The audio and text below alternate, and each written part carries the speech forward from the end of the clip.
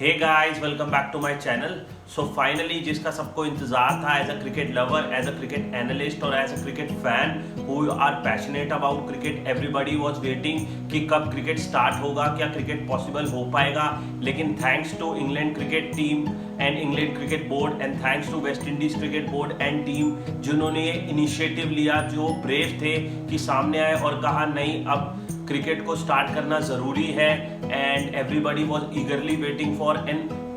For personal experience मैं भी काफ़ी एक्साइटेड था कि क्रिकेट रिटर्न हो रहा है। तो आज की वीडियो में हम यही डिस्कस करेंगे कि क्रिकेट रिटर्न हुआ और क्या रहा इंग्लैंड वर्सेस वेस्ट इंडीज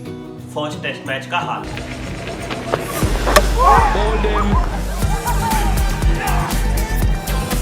सो मैं काफ़ी एक्साइटेड था कि टेस्ट क्रिकेट रिटर्न हो रहा है एंड क्रिकेट स्पेशली रिटर्न हो रहा है after 116 days, which itself was a big achievement and I was also looking forward to watch the test match. But unfortunately I think the rain had other plans, क्योंकि जो first day था वो mostly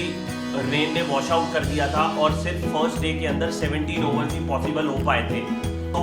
शुरुआत कुछ ऐसी हुई थी कि England won the toss and elected to bat first against all the odds, because the condition जो थी वो ओवरकास्ट कंडीशंस थी एंड एवरीबॉडी वाज होपिंग कि इंग्लैंड जो है उसको बॉलिंग करनी चाहिए। और जो इंग्लैंड थी वो न्यू लुक इंग्लैंड थी और वेरी यंग इंग्लैंड थी, क्योंकि जो रूट जो थे वो कैप्टन नहीं थे, वो लीव पे गए थे because he was expecting a child as well. So Ben Stokes, जिन्होंने आज तक कभी कप्तानी नहीं की, डोमेस्टिक क्रिकेट में भी कप्तानी नहीं की, उनको कप्तानी हैंड ओवर किया जाए। और इस टेस्ट मैच में मेरे पर्सनल एक्सपीरियंस से बेन स्टोक्स जो है फर्स्ट टाइम कैप्टनसी कर रहे थे, इनएक्सपीरियंस कैप्टनसी थी और जो डिसीजन था बैटिंग फर्स्ट का इंग्लैंड का वो काफ़ी महंगा पड़ा इंग्लैंड को, क्योंकि फर्स्ट इनिंग्स के अंदर वो 204 पे ही ऑल आउट हो गए थे और कुछ प्लेयर्स को स्टार्ट मिली थी, लेकिन उस स्टार्ट को वो कन्वर्ट नहीं कर पाए थे बिग स्कोर्स के अंदर। ओपनिंग पार्टनरशिप में भी ऊपर रोरी बर्न्स को स्टार्ट मिली थी, देन मिडल ऑर्डर के अंदर भी जो डेली को भी स्टार्ट मिली थी, बेन स्टोक्स को भी स्टार्ट मिली थी, बट वो स्टार्ट कन्वर्ट नहीं कर पाए थे, जिससे जो इंग्लैंड है, जो डिसीजन है बैटिंग फर्स्ट का, वो उन पर ही भारी पड़ गया और एट द एंड 204 रन पे ही उनकी टीम ऑल आउट हो गई। सो अब वेस्ट इंडीज की बॉलिंग की बात की जाए तो काफ़ी अच्छा स्कोर बोर्ड है। दो बॉलर्स ने मिलकर 10 विकेट्स ली, जेम्स होल्डर और शैनन गैब्रियल। और जेम्स होल्डर, जैसा कि हम बात कर रहे हैं 2018 से, कि वो नंबर 1 ऑलराउंडर है टेस्ट क्रिकेट के अंदर और वो अपनी वर्थ प्रूव कर रहे हैं अगेन एंड अगेन। और इस टेस्ट मैच में भी उन्होंने अपनी वर्थ प्रूव की by taking 6 wickets in the first innings and rattling the England batting lineup as well. के बाद जब वेस्ट इंडीज़ की बैटिंग की बारी आई तो उन्होंने को काफ़ी अच्छी और स्टेडी ओपनिंग पार्टनरशिप मिली थी in form of Craig Brathwaite and John Campbell. हालांकि उनके हर बैट्समैन को भी स्टार्ट मिली, उन्होंने मिडल ऑर्डर में भी कंट्रीब्यूट किया, जिससे एट दी एंड उन्होंने जो लीड थी वो 100 के ऊपर लीड हो गई थी और काफ़ी मजबूत स्थिति में आ गई थी वेस्ट इंडीज़ टीम इंग्लैंड के अंदर। और एक चीज़ जो थी, जो कि मैं एक्सपेक्ट कर रहा था, जो हर चीज़ ये एक्सपेक्ट कर रहे थे कि जो टेस्ट क्रिकेट है एक तो रिटर्न हो रहा है और इंग्लैंड को इंग्लैंड में हराना काफ़ी मुश्किल है और वेस्ट इंडीज सामने टीम थी, उन्होंने हालांकि पिछले 1-2 साल में काफ़ी अच्छा प्रदर्शन किया है टेस्ट क्रिकेट के अंदर, लेकिन एवरीबॉडी वाज एक्सपेक्टिंग और एक्साइटेड कि जो कंपटीशन है वो फेयर कंपटीशन हो, वन साइडेड मैच ना हो। और एट दी एंड यही हुआ। Eight the end West Indies जो है इंग्लैंड के अंदर इंग्लैंड को ही हराया एंड जो एट लास्ट डे तक जो था मैच के अंदर रोमांच बना रहा और जिससे ये भी रहा कि टेस्ट क्रिकेट वॉज अलाइव और मज़ा भी आया टेस्ट क्रिकेट को देखने का, कि इतने टाइम बाद टेस्ट क्रिकेट हो रहा है तो काफ़ी मज़ा भी आएगा और एक्साइटमेंट पूरे टेस्ट मैच के दौरान रही, अप्स एंड डाउन्स होते ही रहे, जिससे जो टेस्ट क्रिकेट है वो काफ़ी बोरिंग नहीं था, जो टेस्ट क्रिकेट था वो काफ़ी लाइव भी था। इंग्लैंड की बैटिंग आई सेकेंड इनिंग्स में उन्होंने फार मोर बेटर परफॉर्मेंस दी,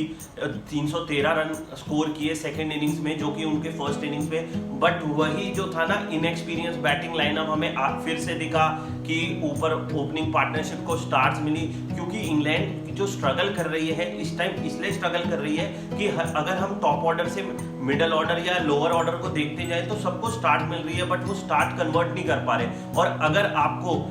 टेस्ट क्रिकेट के अंदर जीतना है तो उस स्टार्ट को आपको कन्वर्ट करना पड़ेगा, जो कि इंग्लैंड बैट्समैन नहीं कर पा रहे थे। और स्पेशली अगेंस्ट वेस्ट इंडीज, ये कोई ऐसी बड़ी टीम नहीं थी, ऑस्ट्रेलिया नहीं थी, साउथ अफ्रीका नहीं थी, इंडिया नहीं थी, कि समटाइम्स एक्सक्यूजेस से आप गेट अवे हो जाओ। ये कोई इतनी बड़ी टीम नहीं थी, हालांकि वेस्ट इंडीज अच्छा परफॉर्म कर रही है, बट एवरीबॉडी वाज एक्सपेक्टिंग कि ये वन साइडेड मैच होगा, कि शायद इंग्लैंड जो है इंग्लैंड के अंदर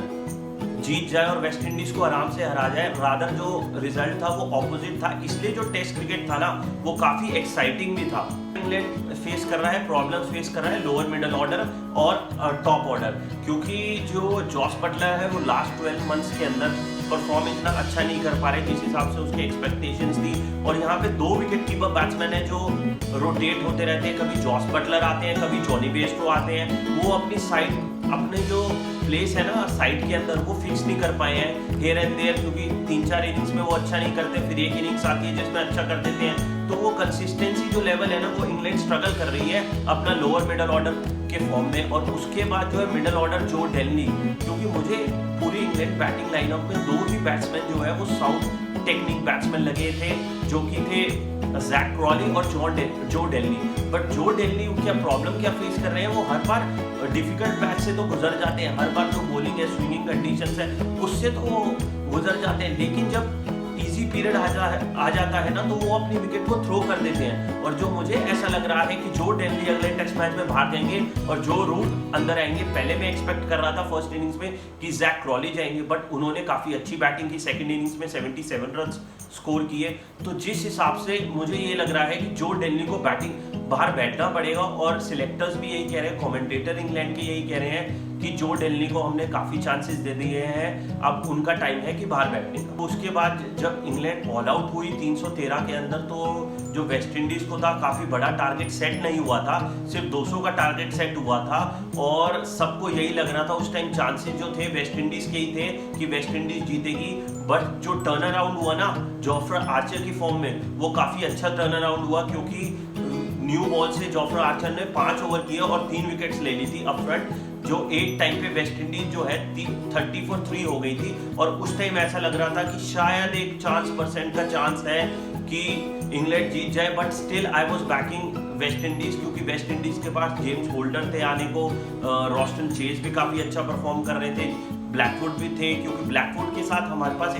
वेस्ट इंडीज के पास ये एडवांटेज हो जाता है कि उनका जो नेचुरल गेम है ना वो हर वेस्ट इंडीज के प्लेयर की तरह है कि आओ मैदान में और स्ट्रेट अवे आप हिट करो बॉल को फ्रॉम द फर्स्ट बॉल, और उनका जो नेचुरल गेम भी यही है, और यही बेटर प्रूव हुआ, क्योंकि जो जर्मन ब्लैकवुड थे उन्होंने 95 रन स्कोर किए। मैं थोड़ा डिसअपॉइंट था कि उनको 100 वहाँ पे थी, ही डिजर्व्ड 100, बट उन्होंने अपनी विकेट थ्रो कर दी थी। और फिर हमने पोस्ट मैच प्रेजेंटेशन में भी सुना था जेम्स होल्डर से कि जो था उन्होंने डिसअपॉइंट थे, और वो खुद भी डिसअपॉइंट थे कि उन्होंने 100 मिस कर दी। But at the end West Indies ended up by winning 4 wickets, और जो कि था पहला टेस्ट मैच था जो वेस्ट इंडीज ने जीता, और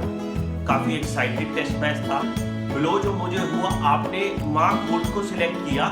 ओवर स्टुअर्ट ब्रॉड, और क्योंकि पहले दिन के बाद स्टुअर्ट ब्रॉड से इंटरव्यू भी लिया था, और मेरे को एक अच्छी बात क्या लगी स्टुअर्ट ब्रॉड की कि ही वाज अपफ्रंट। उन्होंने अपने इमोशंस ऑनेस्ट थे और इमोशन जारी किए। उन्होंने ये कहा कि वो बहुत फ्रस्ट्रेटेड थे, क्योंकि ऐसा फर्स्ट टाइम हुआ है 2012 के बाद जब इंग्लैंड ने स्टुअर्ट ब्रॉड को नहीं खिलाया है प्लेइंग 11 में, और he was really frustrated and devastated as well कि वो नहीं खेल रहे थे। और मुझे ऐसा लग रहा था कि मार्क वुड जो है उनको बिठा के स्टुअर्ट ब्रॉड को, so I hope guys you must have like my video as well. So